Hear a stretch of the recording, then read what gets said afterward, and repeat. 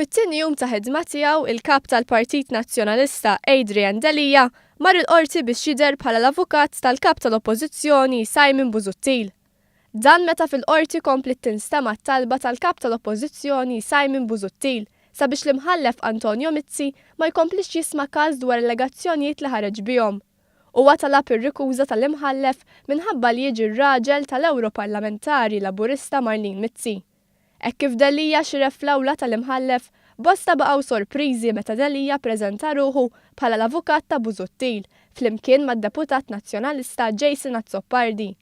Azzopardi li marriċ l-Adrian Delija jilħaq kap, tant li fuq Facebook sal-ħadd kien qed jikteb kontrih.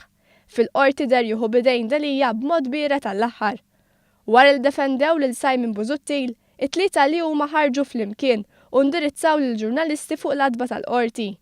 Il-każ jitratta l-allegazzjonijiet li saru mill-blogger nazzjonalista Daphne Caruana Galizia u li ġew ripetuti minn Simon Busuttil fil-konfront tal-Prim Ministru, iċ-Chief of Staff l-Uffiċċju tiegħu Keith Schembri u l-Ministru Konrad Mizzi fost oħrajn.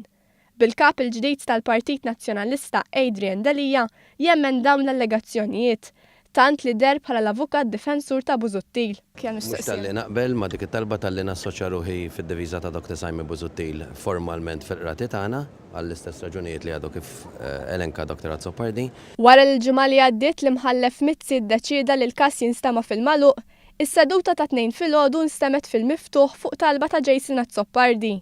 Bl-avukati tad-diviża jaqblu ma' din it-talba. Id-diviża magħmula minn att avukati fosthom l-avukat Edward Gatt argumentat li Simon Busuttil l-ewwel qal li ma jemminx fl-integrità tal-imħallef Mizzi, imbagħad quddiem l-imħallef stess qal li hu integru, iżda li l-mara tiegħu hija esponenta tal-Partit Laburista. Innota li Busuttil b'dak li għamel abbuża mill-qorti billi qabad screenshots u talab li l-qorti tinvestiga. Il-qorti ma tistax tintuża b'dan il-mod, argument tal-avukat Gatt li qal li ħadd aktar mid-diviża ma trid li toħroġ il-verità.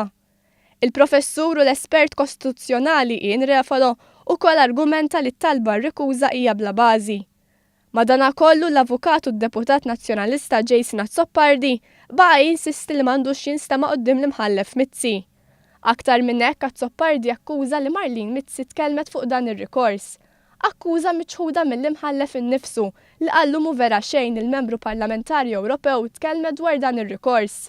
Intant mistoqsi mill-ġurnalisti jekk għadux jemmen l-allegazzjonijiet li saru fil-konfront ta' Adrian Delija li għandu kontijiet f'Jersey u li daħħal flus ġej mill-prostituzzjoni, Simon Busuttil għażel li ma jweġibx.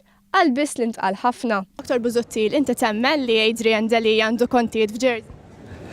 Naħseb fuq dan diġà ntqal ħafna affarijiet. Temmen jew le Dr. Busuttil mistoqsija? Iżda qabes mill-ewwel Adrian Delija. Ħalli weġiba jien dik il-mistoqsija. Dr. Simon Busuttil ma naħsibx li għandu jemmen jew ma jemmenx bħala stat ta' fatt dik il-mistoqsija mistek saqsejta lili għax jiena m'għandix ebda kontijiet f'Jersey diġà għatta 1000 darba u jekk hemm bżonn narġa' ngħidha. Fi stqarrija l-Partit Laburista qal li Adrian Delija baxxa rasu għal Simon Busuttil. Addio anyway. Aktar każ ta' old habits die hard temm il-Partit Laburista. Id-digri dwar jekk l-imħallef Antonio Mizzi u se jisma' dan il-każ se jingħata fit-28 ta' Settembru.